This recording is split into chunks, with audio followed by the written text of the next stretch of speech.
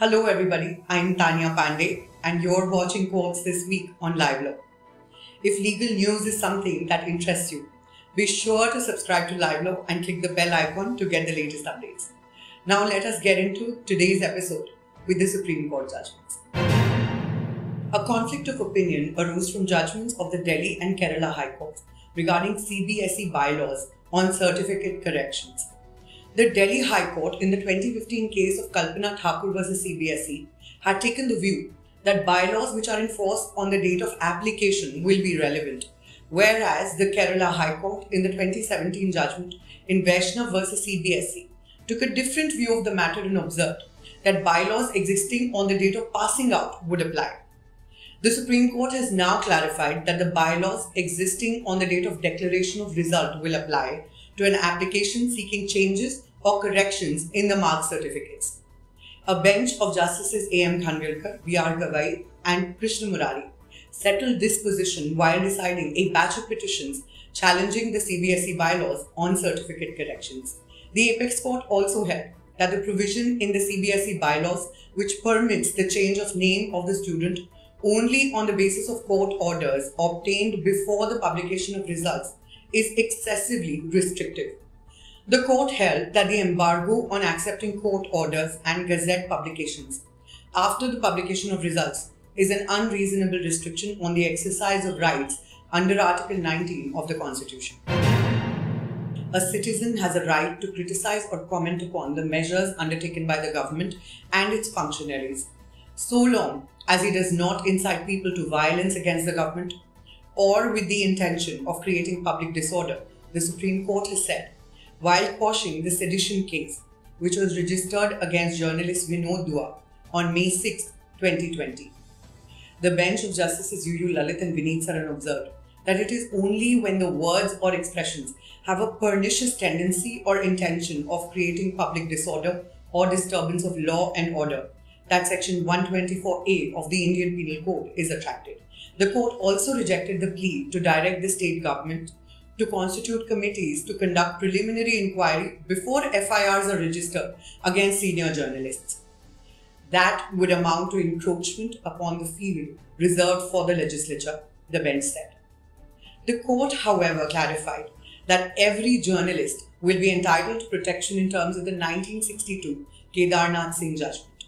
It added that every prosecution under Sections 124A and 505 of the IPC must be in strict conformity with the scope and ambit of said sections as explained in and completely in tune with the law laid down in Kedarnath Singh. The Supreme Court has reiterated that contempt action can be taken only in respect of established willful disobedience of the court order. In these cases, the Uttar Pradesh Jal Nigam had annulled the recruitment process pursuant to which the petitioners were employed, thereby terminating services of the petitioners. This order was set aside by the Allahabad High Court, which directed that the petitioners be permitted to work and be paid regular monthly salary. The Supreme Court upheld the judgment of the High Court. Subsequently, contempt petitions were filed alleging violation of directions issued by the court.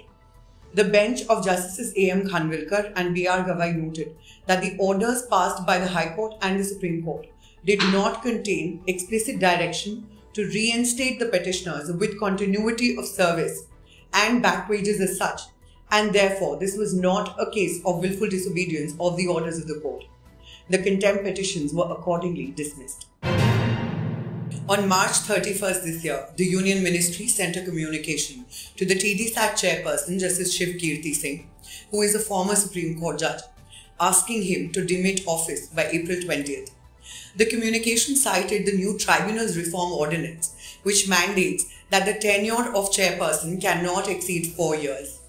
This communication was challenged by lawyers practicing in the tribunal. In an interlocutory application filed in the Madras Bar Association petition, Justices L. Nageshwar Rao, Hemant Gupta and S. Ravindra Bhatt directed that Justice Shiv Kirti Singh would continue as chairperson of TDSAT till new appointment is made to the post and requested the Chief Justice of India to expedite the process of appointment.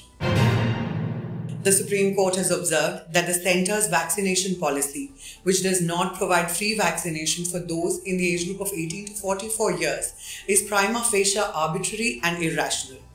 The court also sought to know how the budgetary allocation of Rs 35,000 crores has been spent to procure vaccines and why they cannot be used to provide free vaccination to the 18 to 44 years age group. Concerns were also raised about the digital divide in accessing CoWIN portal for getting vaccine slots. The Supreme Court has observed that trial courts, while awarding multiple punishments of imprisonment, have to specify in clear terms as to whether the sentences would run concurrently or consecutively. In this case, the appellants were convicted of offences under sections 363, 366 and 376(1) of the Indian Penal Code. The trial court had sentenced the appellants to several punishments but had not specified as to whether the punishments of imprisonment would run concurrently or consecutively. Even though the High Court modified the trial court judgment, it did not clarify this aspect. The Jail Superintendent District Jail, Meerut, while issuing certificates of confinement, stated that the accused had undergone 10 years and 1 month of imprisonment, but there being no mention in the sentencing order about concurrent running of sentences, they were serving 22 years of imprisonment.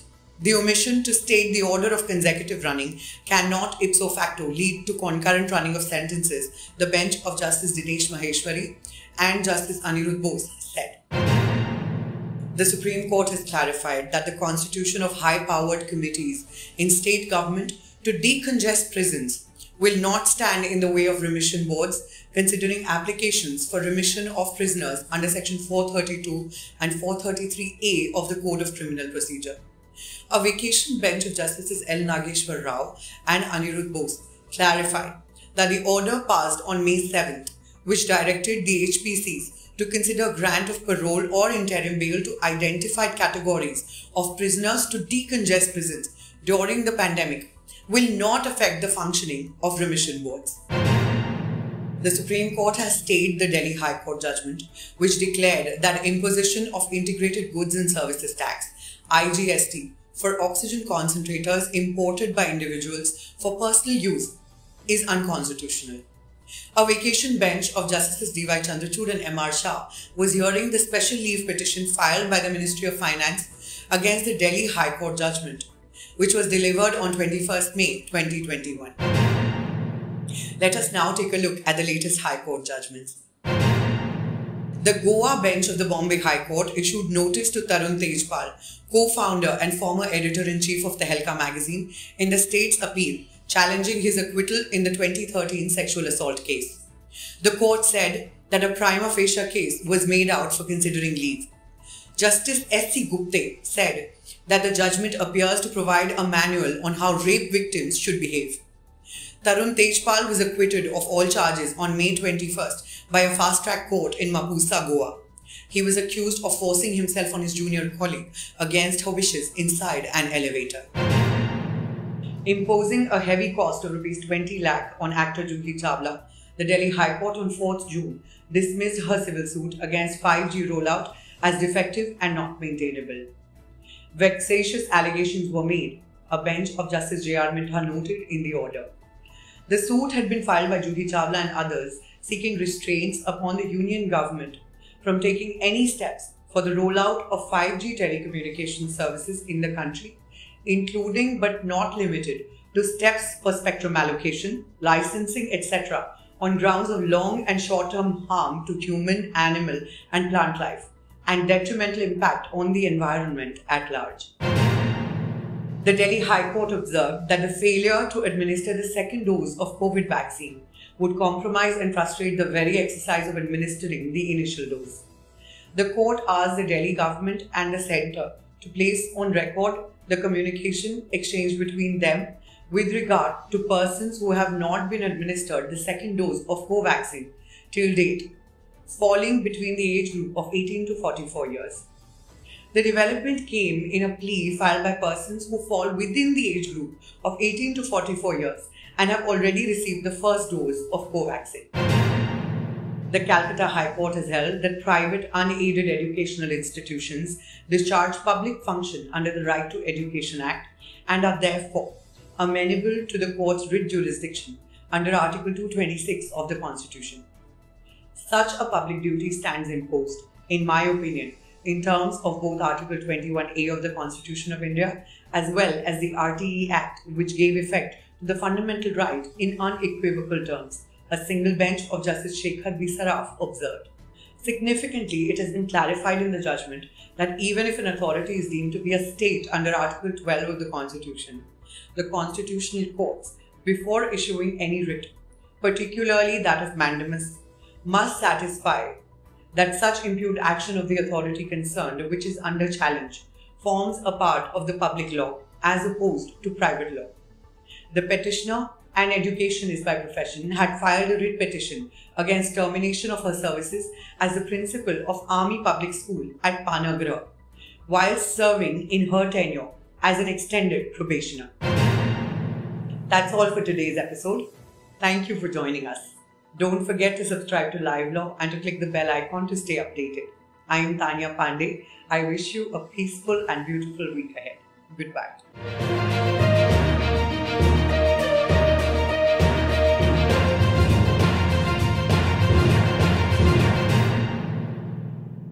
Subscribe to our channel and press the bell icon to never miss a video from Live Law.